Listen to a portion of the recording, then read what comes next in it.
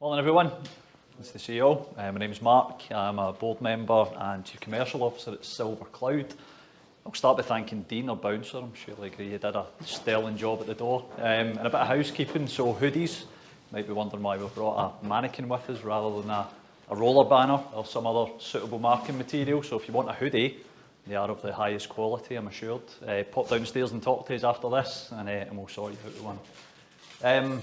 First of all, thank my friend Mark Mitchell from Fortinet, who's joining us today. Mark's got a difficult job. He's going to do most of the talking. But just before that, I wanted to talk a little bit about Silver Cloud and a little bit about MSSPs, who we are and what we do, and the part we play in helping organisations to stay secure. So Silver Cloud, for anyone who doesn't know, we're based in Glasgow. We are an MSSP, or a Managed Security Services Provider. And we do operate our own 24/7 Security Operations Centre, which is also based in Glasgow. And what I want to talk about is a little bit about the part that MSSPs can play and a little bit about our strategic partnerships that we have in place with the likes of Fortinet and what that means in terms of customers of MSSPs and our customers in particular. So we're seeing a big shift in the way that organisations approach cybersecurity today. So I think it's fair to say we're in an era where the threat landscape's constantly evolving, and I think organisations generally are facing unprecedented challenges when it comes to staying ahead of the curve. Lots of new threats developing over time, and it really is becoming a challenge, and that's driving what we're seeing in the market, which is a big shift towards outsourcing.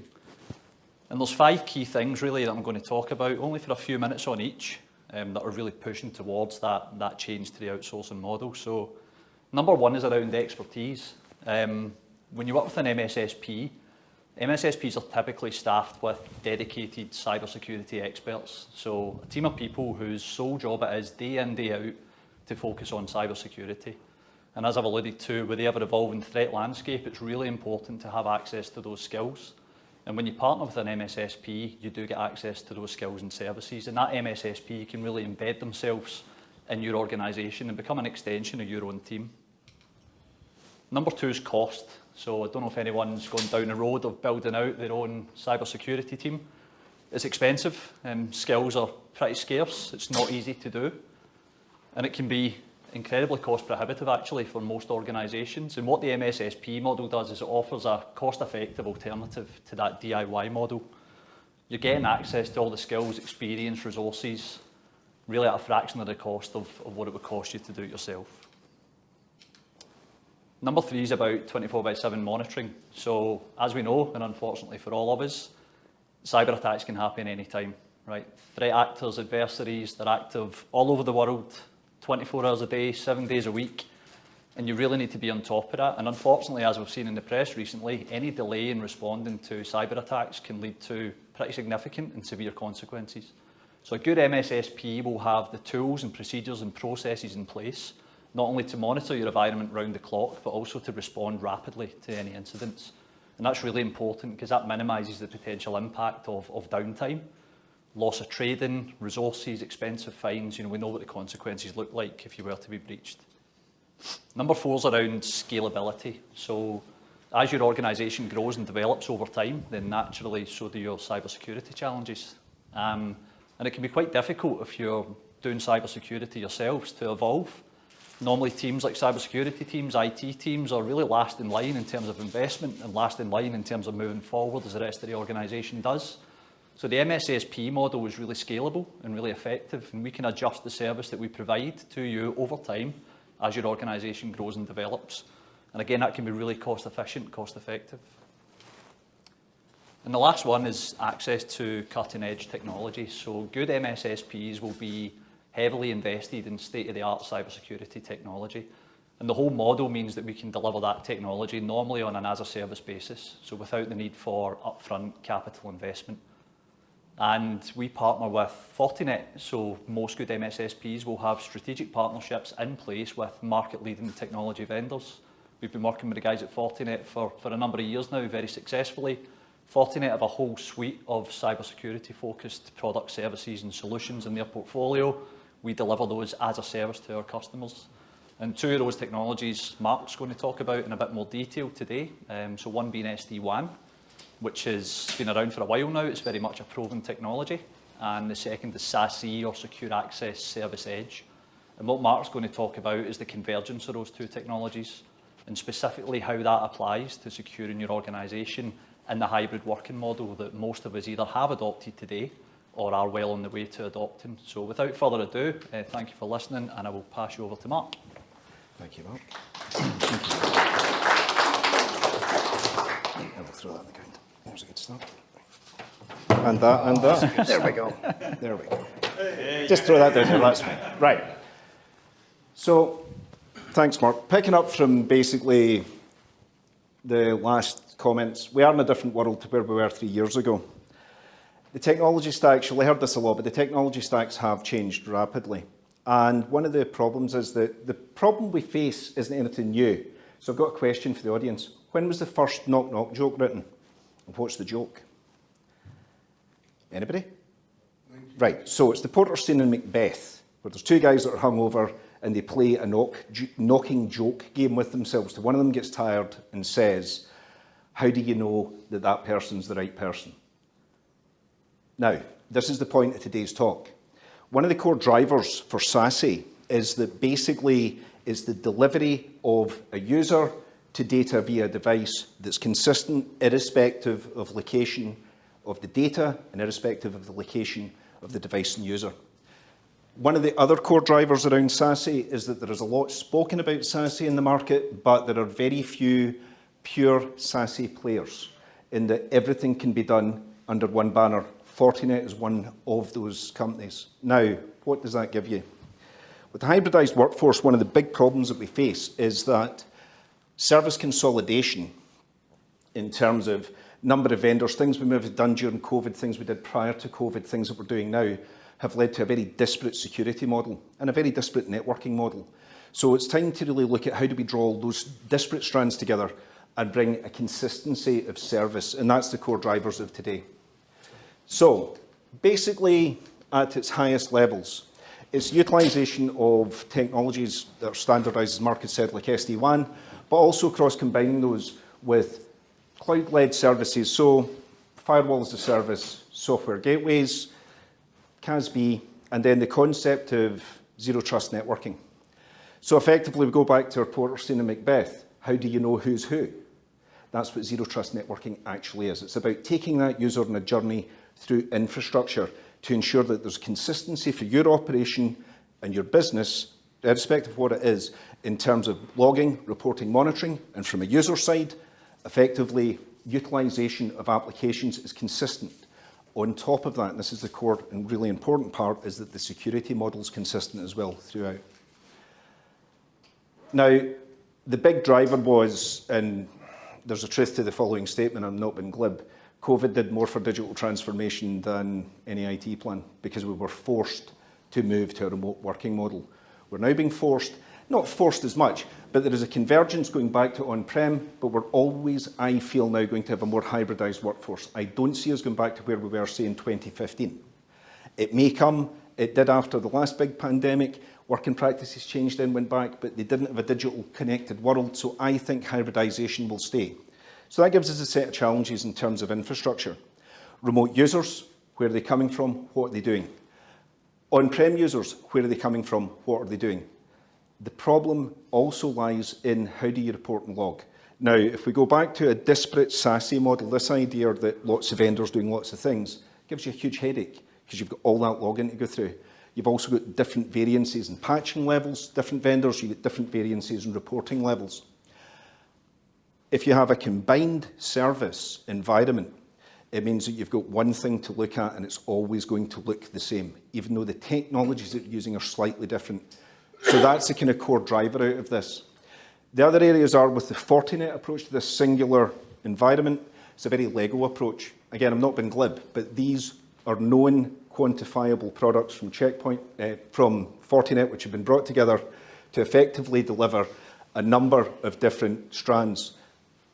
If we take, for example, CASB, we take a SaaS protection application, a broker between the end user and the SaaS platform.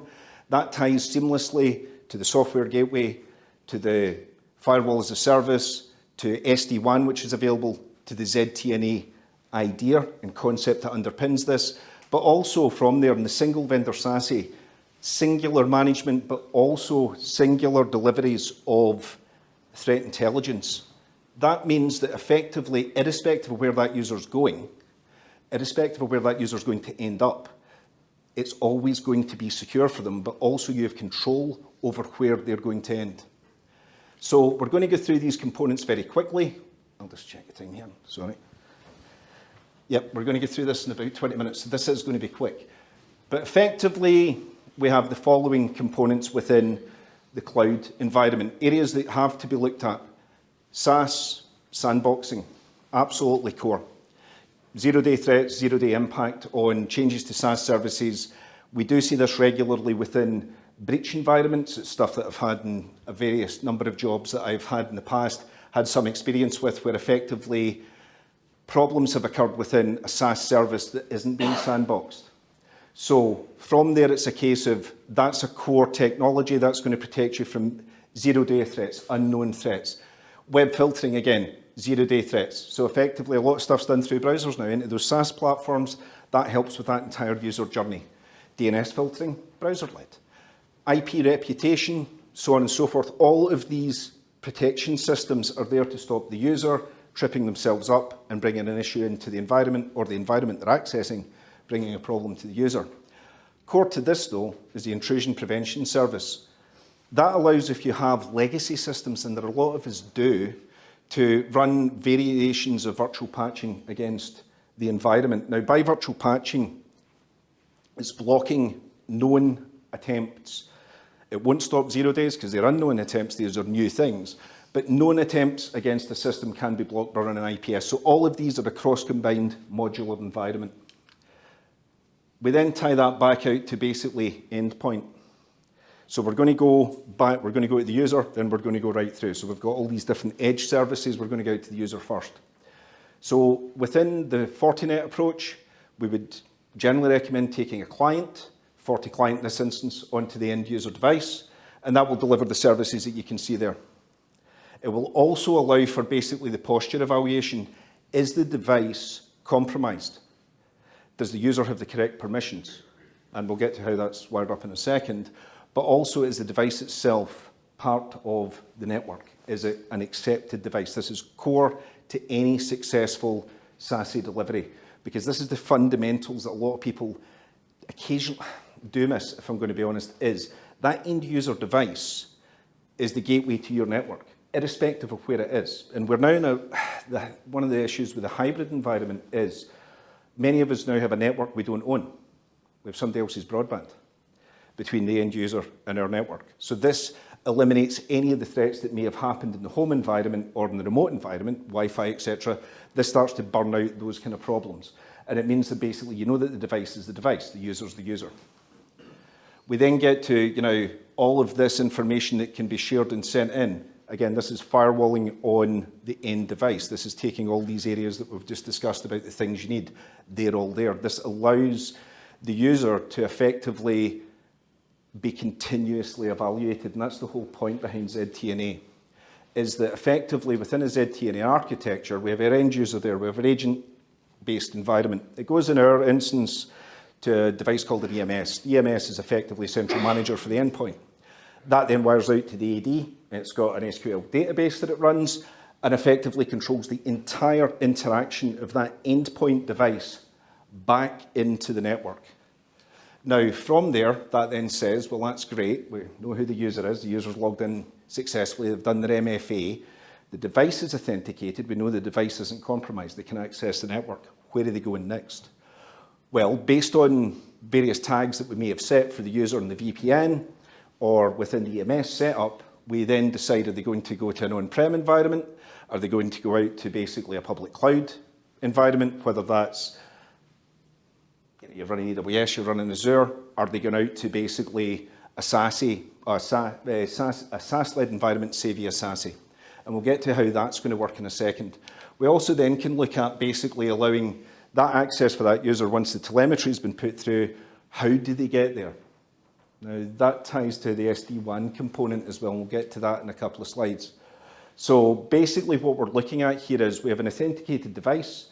with an authenticated user, and we're making decision control points that are all logged and monitored across all of these areas so that we know that where Mark Mitchell's going to go is going to be the right place. Now, this ties to something that I think is core to any security solution. It is as simple as user, device and data, and your understanding of where those people are meant to be. One of the great things about this approach and model is that you can be adaptive to your user cases. You don't have to be arbitrary. So you can basically be nuanced rather than being nuanced and selective rather than basically just have a block control. You can do that if you want, but the point is it then takes away a number of the issues that are relevant within user bases, which are complaints about, I can't access this application or I can't do X, Y, Z. You can allow that to be brought in using this type of approach. Now, as we go through this, if we look at a failure point where effectively the user or the device is compromised for whatever reason, and we'll just say for argument's sake they turn off antivirus, they're immediately ejected from the system. Now, this is a core component of any ZTNA architecture as well. We always talk about onboarding, but we don't talk about offboarding very well in ZTNA. But that's a core thing, because if a device changes profile mid-flight, it has to be removed from the environment unless it's authorized to do so. Now, that's a core tenet of ZTNA, is continuous posture management. And through that type of service delivery there, where you have an endpoint client running on a device, you can achieve that with the Fortinet technology. However, there are other ways of doing this as well. So we're going to have a look quickly at 3 use cases, which are secure internet access, secure SaaS access, and secure private access. So if we look at secure internet access, what effectively we've done there is we have an agent, that agent's authenticated, going through all the things we just talked about, and effectively they go out to firewall, there's a management plane recording that firewall's in the cloud, that's as a service, that's a tenant that's run, and it runs all these cool things, right? And it works perfectly. And it runs in multiple operating systems, and we've got happy end users. However, not every end user can have an agent installed for a number of reasons. So we have the capability of running agentless SASE and agentless ZTNA. Effectively, by delivering these files out, a pack file goes out to the end user, but there's a software-defined gateway in the cloud. User aims in, gets a pack file's accepted, user authenticates, device, and they access the internet. And it really is that straightforward. Now, that's great because it's users, but what happens if we've got small branched environments? And a lot of organizations do. Well, we have tooling, which is effectively FortiExtender, which has its own presentation in its own right, but effectively a lightweight hardware device that can sit out on the edge. And this will allow you to bring a branch into this type of service model. Now, where this is kind of important is that this is about consolidation at this point. This is about bringing together all these disparate strands. So we've got remote users, we've got guys that are coming in and out, and we've got contractors, we'll say, that are agentless. But we've also got small sites coming in and out, all in the same technology medium, all going to the internet the same way. Improves logging. Now, in a breach environment, things that I have seen in the real world that are practical are breach in a data center in Edinburgh. User goes in and reboots the server, clears all the logs. Nobody knows what's happened in that box other than it was compromised. When you've got a cloud service like this, the great thing is that continuous monitoring, continuous management means that it's less likely that a tech under a breach or an attack environment is going to go in and clear the logging out. So your forensic footprint's better. It also means then that for areas around cyber insurance, for basically audits, all those things, all of that can be drawn back together. And if you have to go in and do remediation work, you've got centralized management, which again limits people making mistakes with a device which could actually impact working out what's going wrong. The other areas are around, if we start to look at, private access, so effectively going into other service points and service areas, there are a number, as I was saying about nuances, user contextual policies. So basically where the user's coming from, the services they can access, for example, in this model, because we're now plugging into our on-prem branch, our main headquarters. We have our data centers, we have our private cloud environments, we say for argument's sake running in Azure or AWS. We still have our internet access, we've got our SaaS access.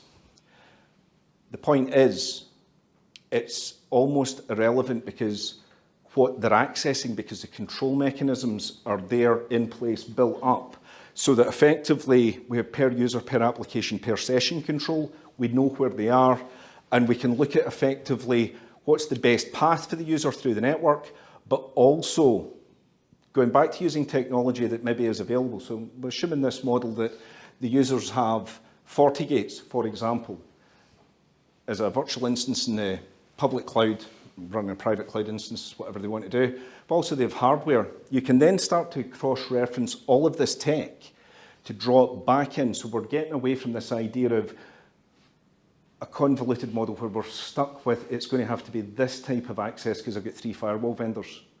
Or I'm only going to this type of cloud where, how do we bring that together? How do we make that secure? What we've got is a consistency of approach, a consistency of policy. Now, where does that benefit the user? Well, where it benefits the user is that this enhances the experience. In terms of the SD-WAN component that we'll see here, this means that effectively we can start to make intelligent decisions about traffic profiling for an end user, a remote user that's down here, a branch, an agentless user, where they're going, what they're going to do when they hit our data center, when they hit our HQ. The other side with this is that effectively from a business or organization viewpoint, operationally, you're only dealing with one type of operating system at that point for that type of service. You've also got the ability to centrally manage and monitor these. So we make our decisions, we make our traffic flow decisions, and everything's consistent. And I think that's the core takeaway from today, is about the consistency of use here. The other side is that effectively, when we go out to SaaS environments, so Office 365 has been around for a long time, a lot of problems have occurred around mail environments, compromisation AED, those types of things. When we're dealing effectively with compromisation in mail environments or compromisation of user into a SaaS environment, it opens a point for breaches into an organization, because you may have a legitimate user account as a hacker at that point if you breached someone's Office 365 account. Now that causes a thing called credential spread, where effectively what happens is that they'll go for somebody low level, then try to escalate because it looks legitimate. So somebody makes a mistake, gets tripped up and hands out the wrong thing. That has happened. I have seen that in the real world. And generally those wrong things are access control or passwords. And from there, things change. Now, one of the points with this is that within this entire environment, what we've talked about is consistency of security. That becomes incredibly difficult to conduct that type of breach with these types of services, because effectively you're looking at the user that's coming in, we're looking at what that user's accessing, and then basically has there been a change in what that user's trying to do. We go back to remember our guy that had turned his AV off. It's the same condition, term conditions apply. So basically we look at, effectively, we can control access in a way that you can't do with the native tooling.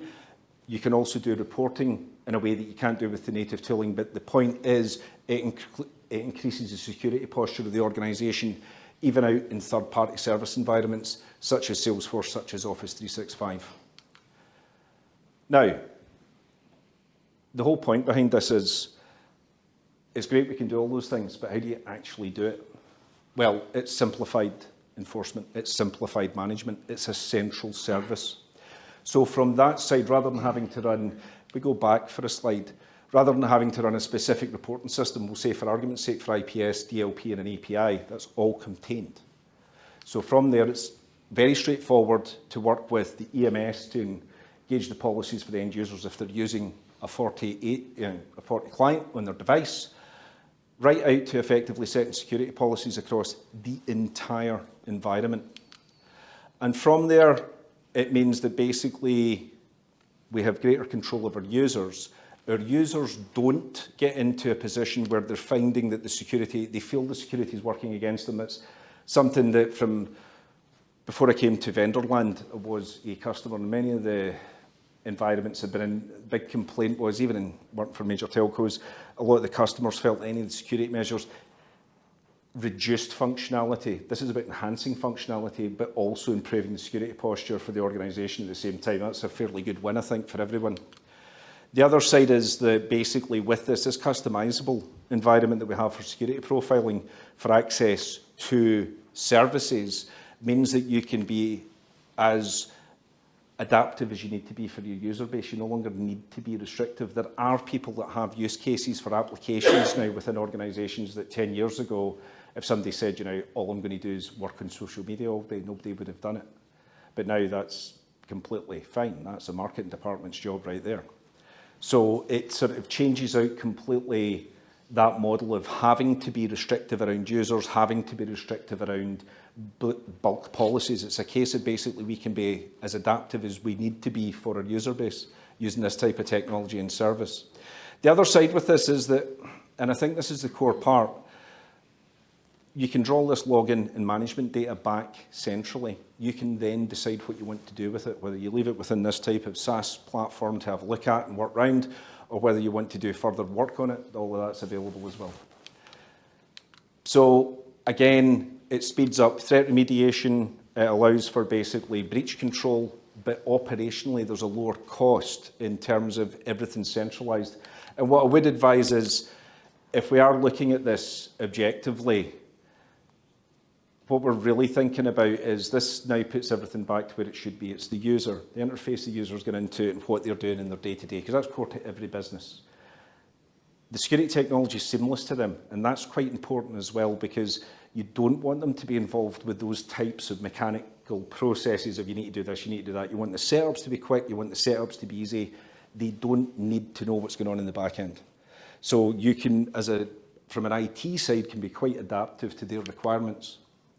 The other side with the Fortinet approach is a singular security vendor delivering all of that capability. Now we have motored through a huge number of slides there and touched on a number of things very quickly, but the point is that that central management component, the central security component, the common intelligence, and effectively the common fabric, one of the core areas, and I didn't touch on this in the beginning because time as much as anything, one of the core areas with Fortinet is that everything works together. So APs, switches, firewalls, for example, we look at hardware. We have managers, we have analyzers, we have the ability to do network access control units, we've got things out in the cloud that we can do for you. All of that can be reported back on, can be pulled back, centrally reporting and recording. But the other side is your security posture is consistent across all these areas. The other side is that effectively the biggest issue I've seen working in security for nearly a decade is the consistent security posture. This starts to resolve that issue. It's not a panacea. I wouldn't say it was, and I wouldn't stand up here because there are always nuances to it. But this helps with this entire model for our user base, and then bringing on basically standardized policies for our remote offices, and then bringing in basically standardized policies for our data centers and for our core headquarter environments. All of this then ties back to this idea of basically a better user experience for our remote users, a better user experience overall. SD-WAN can also be used for monitoring efficiency in a network. There are different ways of doing this, but we can start to look at a number of other benefits from this type of technology approach of a single vendor. The other core side is, and I think from our side, is that we see this as basically being operationally more efficient because you're only dealing with one thing, you're dealing with us. Now, there are a number of use cases where that works for everyone, and there's some use cases where it won't. Now, one of the other advantages that Fortinet has is that Fortinet will interoperate with multiple vendors. We have that fabric idea. We don't live in splendid isolation. If we go back to our EMS will link to an EAD. It will link into a number of different user authentication mechanisms, but that's only part of the story. We can link in the cloud environments to a number of native tooling areas. We can link in SaaS in different ways as well. So we have touched on a number of tech areas here today, but these are the three main takeaways for this. And with that, we're actually on time. So thank you for that. Sorry if that was quick, but that's it. Thank you.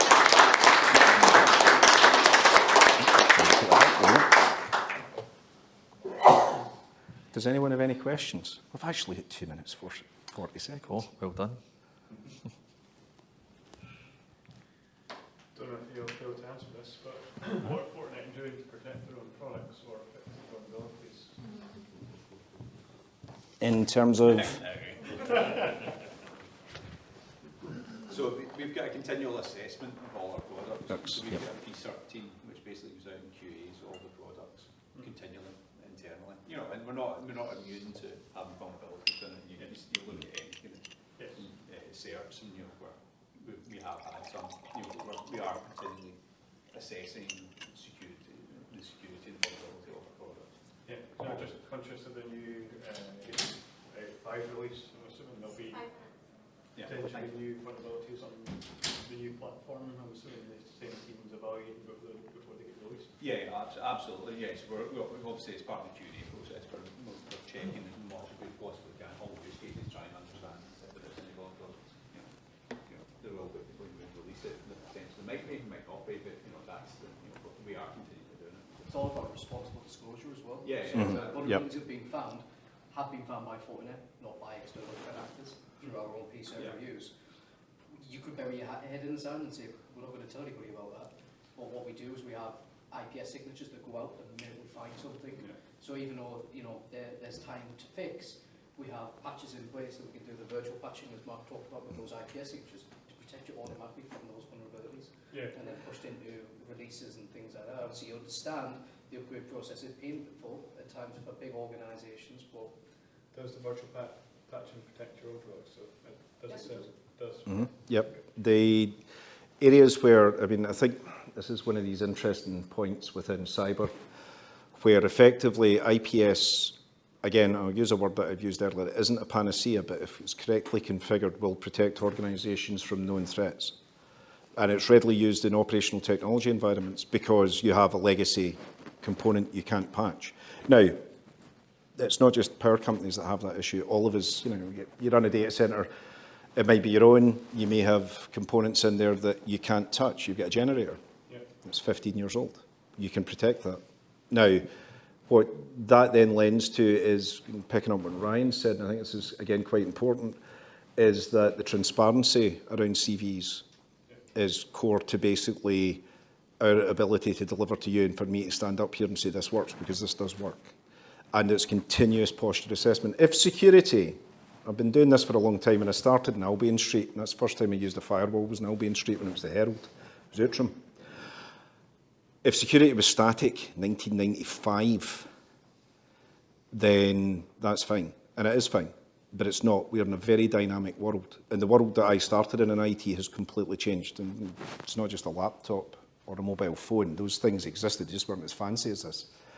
It's the fact that everything's now so interconnected. So, that constant change in tech that we're driving ourselves through our demands as consumers, but also, whether commercial or residential, means that there always will be software flaws, and everyone has to move along that story. So it's is part of that wider security piece. Is it ideal? Not always. But it's something that is completely managed and well understood. And again, it's the responsibility of all vendors to say, we've got this problem and we fix this problem.